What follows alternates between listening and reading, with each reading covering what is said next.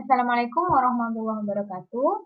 Selamat pagi Ananda. Alhamdulillah hari ini kita masih diberi kesempatan oleh Allah untuk dapat melanjutkan pembelajaran tematik kita di tema yang sama dengan kemarin menuju masyarakat sehat dan subtema yang kedua yaitu membangun masyarakat sejahtera. Semoga kalian tetap semangat untuk belajar hari ini ya. Adapun muatan pelajaran pada pertemuan kali ini adalah Bahasa Indonesia dan PPKN. Dan yang akan kita bahas di hari ini ada yang pertama kalimat utama, ada gagasan utama, dan juga ada hak warga negara. Sebelumnya kita buka dengan lafaz basmalah. Bismillahirrahmanirrahim. Kita berdoa, Rabbana zidna ilma warzuqna fahma. Amin ya rabbal alamin. Adapun tujuan pembelajaran kita pada kali ini adalah setelah nanti kalian menyimak video pembelajaran dan membaca, nanti diharapkan dapat menentukan kalimat utama, kemudian menentukan gagasan utama, kemudian menjelaskan hak warga negara ya yang diatur dalam UUD 1945 dan juga dapat menjelaskan manfaat pemenuhan hak warga negara dengan baik. Dengan Anda, yang pertama kita akan membahas tentang kalimat utama dalam paragraf non-fiksi. Sebelum kita ke kalimat utama, kita bahas dulu apa itu teks non-fiksi. Yaitu teks yang ditulis berdasarkan keadaan yang sebenarnya dan bukan rekaan. Jadi memang ditulis berdasarkan keadaan, kenyataan yang benar-benar terjadi ya. Contohnya itu berita, jurnal, serta artikel.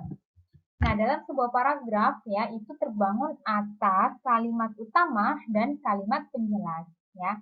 Apa itu kalimat utama? Kalimat utama adalah kalimat yang bersifat umum dan mengandung gagasan utama.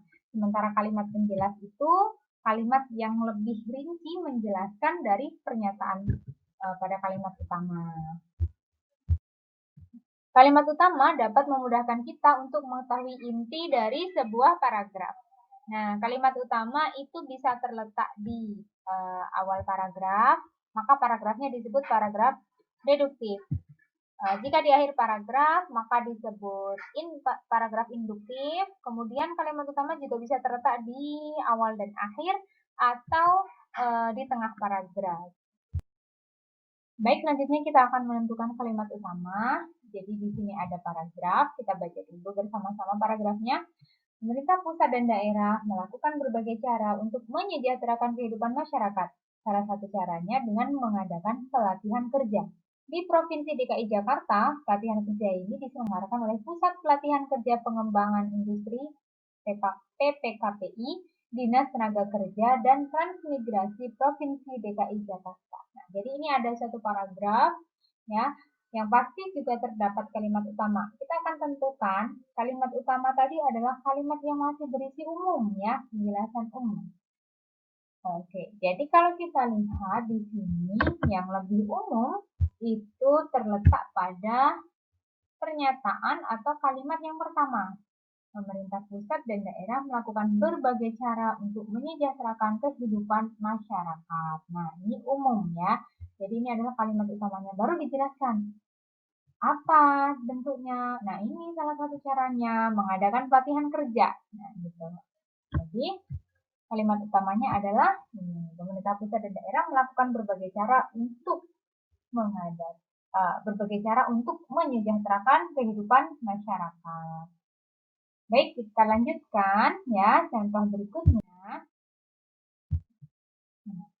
Lingkungan yang sehat memiliki beberapa kriteria, salah satunya yaitu sistem sanitasi yang baik. Pemerintah menyelenggarakan program pelayanan sanitasi agar masyarakat terbiasa hidup sehat. Program ini dilakukan oleh pemerintah agar masyarakat meninggalkan kebiasaan-kebiasaan lama yang tidak sehat. Contohnya, membuang air besar di sungai dan membuang limbah pabrik sembarangan. Jika kita perhatikan, maka kalimat utamanya ya, kalimat utama adalah kalimat yang berisi penjelasan umum, maka di sini penjelasan umumnya adalah yang mana? Iya, tepat sekali. Yang terletak di awal paragraf ini. Ya, jadi lingkungan yang sehat memiliki beberapa kriteria, salah satunya yaitu sistem sanitasi yang baik. Nah, ini dapat kita sederhanakan kalimatnya, tapi tidak mengubah makna, ya. Kalimat utamanya lingkungan yang sehat memiliki sistem sanitasi yang baik. Nah, kemudian dia baru dijelaskan apa programnya pemerintah, programnya itu untuk apa dilakukan. Nah, ya, demikian tadi tentang kalimat utama. Kita lanjutkan. Yang kedua, kita belajar tentang gagasan utama. Gagasan utama ya pada suatu paragraf adalah suatu gagasan atau ide yang sedang dibicarakan atau dibahas dalam sebuah paragraf. Gagasan utama itu bisa juga disebut dengan gagasan pokok, pikiran utama, pikiran pokok atau pokok pikiran ya atau pokok pembicaraan itu sama ya. Ide pokok, nah itu sama ya, gagasan utama.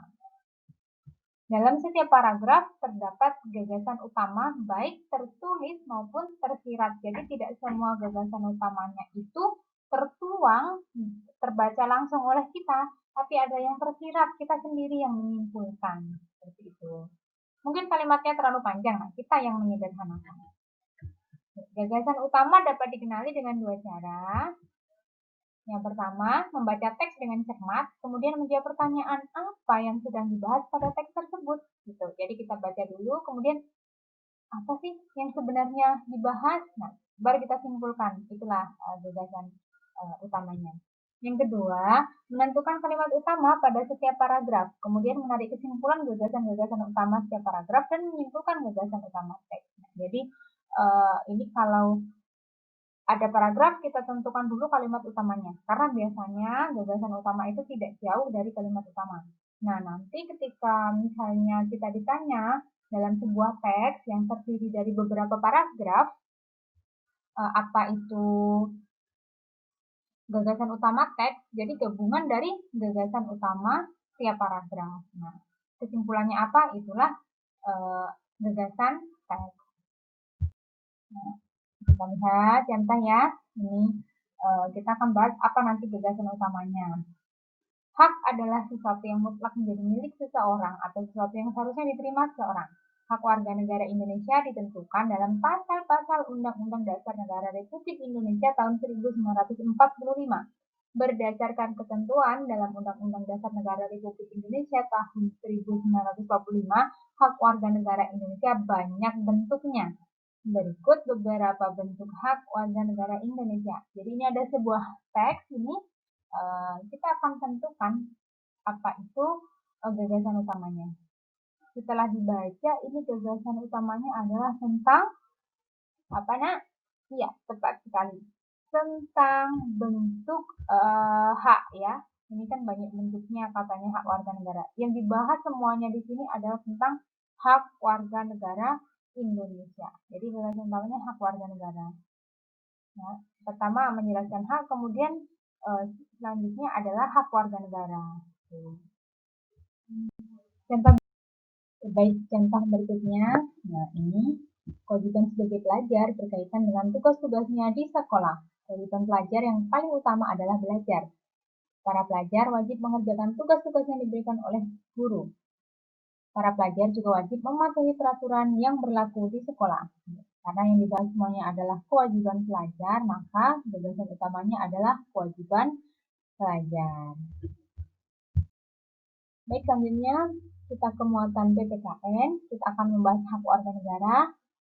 Kalian sudah sama-sama tahu ya, hak itu apa? Hak adalah sesuatu yang harusnya diterima oleh setiap individu. Hak kita sebagai warga Indonesia sudah diatur dalam UUD 1945. Selain hak, tentu kita juga memiliki kewajiban. Maka hak dan kewajiban harus dijalankan dengan seimbang. Nah, ini beberapa hak warga negara dalam Undang-Undang Dasar 1945. Yang pertama, hak memperoleh kemerdekaan dan bebas dari penjajah. Itu ada di pembukaan. Ya, pembukaan Undang-Undang Dasar 1945. Di mana disebutkan bahwa sesungguhnya kemerdekaan ialah hak segala bangsa. Itu ya. Yang kedua, hak memiliki kedudukan yang sama di dalam hukum dan perlindungan. Pasal 27 ayat 1. Ini kalian perlu ingat-ingat nak ya. Selanjutnya, hak mendapat penghidupan yang layak, 27 ayat 2, hak mencintai dan membela tanah air, pasal 27 ayat 3, hak kemerdekaan berserikat dan berkumpul serta mengeluarkan pendapat, ya, mengeluarkan pikiran, itu pada pasal 28, hak berorganisasi, gitu. Itu pasal 28. Kemudian hak kemerdekaan memeluk agama dan beribadah menurut agama dan kepercayaan masing-masing, pasal 29 ayat 2. Hak ikut serta dalam usaha pertahanan keamanan negara, pasal 13 ayat 1.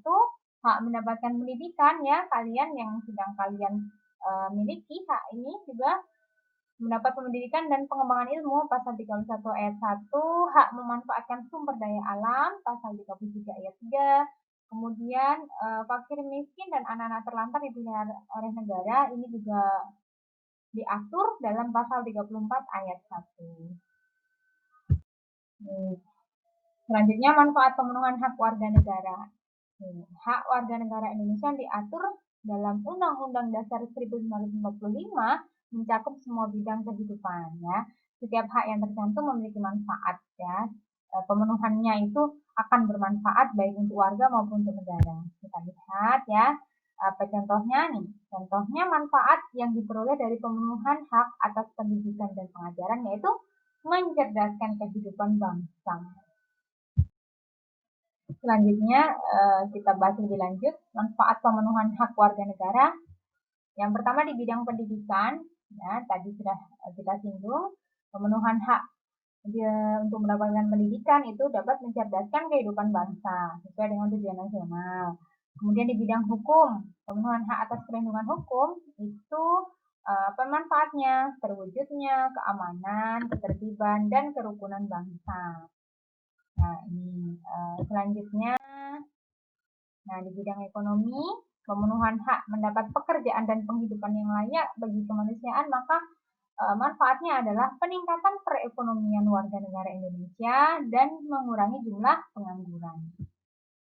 Berikutnya, di bidang kesehatan, pemenuhan hak atas perolehan fasilitas pelayanan kesehatan, manfaatnya dapat menciptakan kesejahteraan umum. Jadi kalau warganya sehat, ya, maka akan dapat beraktivitas dengan baik, kemudian dapat bekerja dengan baik, jadi bisa mendapatkan penghasilan yang baik dan akan berakibat baik pula bagi kehidupannya.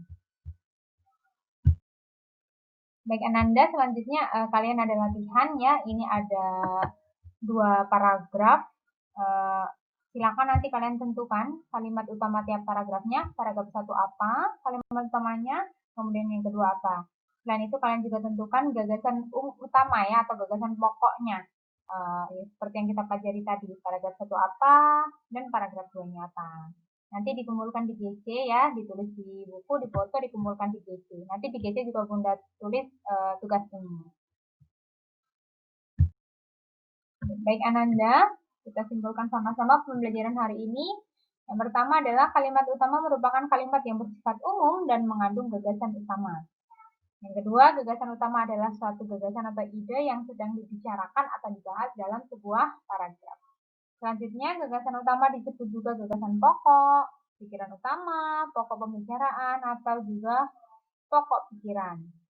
Berikutnya, hak warga negara Indonesia diatur dalam Undang-Undang Dasar 1945 yang mencakup semua bidang kehidupan. Dan terakhir, setiap hak yang tercantum memiliki manfaat baik untuk warga maupun untuk negara Indonesia. Baik Ananda, adapun dalam Al-Quran surat Al-Hijr ayat 19 dan 20, ya, yang artinya, dan kami telah menghamparkan bumi dan kami pancangkan padanya gunung-gunung serta kami tumbuhkan di sana segala sesuatu menurut ukuran, dan kami telah menjadikan pada sumber-sumber kehidupan untuk keperluannya. Dari ayat ini, ya, bahwasannya Allah itu sebenarnya sedang memberitahu kita salah satu hak, ya, warga negara adalah memanfaatkan sumber daya alam. Tadi yang kita pelajari, ya, yang ada pada UUD 1945. Ini salah satu hak kita. Nah, dari ayat ini Allah pun sebenarnya sudah memberikan kejelasan, ya, memberikan hak bagi manusia untuk memanfaatkan alam untuk kehidupan. Maka kita punya kewajiban ya harus menjaga atau harus melaksanakan kewajiban menjaga kelestarian alam. Jadi segala sesuatu, segala urusan kita itu sebenarnya sudah diatur oleh Allah Subhanahu wa taala. Dan sudah sepantasnya kita sebagai hamba Allah harus bersyukur atas apa yang telah Allah anugerahkan kepada kita. Baik Ananda, demikian pembelajaran kita kali ini. Sama-sama kita tutup dengan lafaz hamdalah. Alhamdulillahirabbil alamin. Semoga berkah ilmu kita hari ini. Sampai jumpa di pertemuan berikutnya insya Allah ya. Semoga kalian tetap semangat untuk tetap belajar. Mudah akhiri wassalamualaikum warahmatullahi wabarakatuh.